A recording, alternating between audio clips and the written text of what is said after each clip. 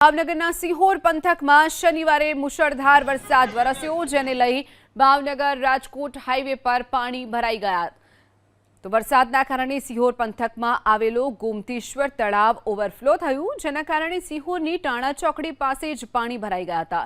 રસ્તાની બંને બાજુ પાણી ભરાઈ ગયા હોવાથી વાહનોની લાંબી કતારો લાગી. ગૌતમેશ્વર તળાવનું પાણી હાઈવે પર ફરી વળતા એક કાર પણ તેમાં ફસાઈ હતી, પરંતુ સદનસીબે કાર ચાલક અને કારમાં સવાર લોકોને બચાવી લેવામાં આવ્યા હતા. જે દ્રશ્યો આપ જોઈ રહ્યા છો ભાવનગરના છે. એકાએક તળાવ ઓવરફ્લો થતા હાઈવે ઉપર પાણી ફરી વળ્યા હતા. ભાવનગરના સિહોર પંથકમાં શનિવારે મુશળધાર વરસાદ વરસ્યો, જેને લઈ ભાવનગર રાજકોટ હાઈવે પર પાણી ભરાઈ ગયા. તો વરસાદના કારણે સિહોર પંથકમાં આવેલો ગોમતીશ્વર તળાવ ઓવરફ્લો થયું, જેના કારણે સિહોરની ટાણા ચોકડી પાસે જ પાણી ભરાઈ ગયા હતા. રસ્તાની બંને બાજુ પાણી ભરાઈ ગયા હોવાથી વાહનોની લાંબી કતારો લાગી.